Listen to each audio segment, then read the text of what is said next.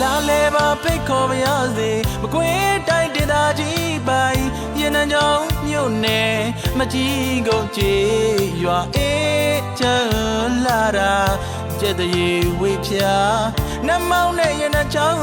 လမ်းမကြီးရဲ့မနီးမဝေးမှာ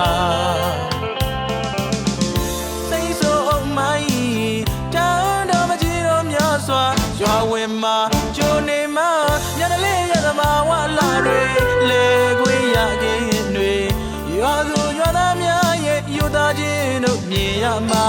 တစ်ခါရောက်တာလားမကွေးတိုင်းမကြီးကုန်ကျွန်တော်တို့ရွာ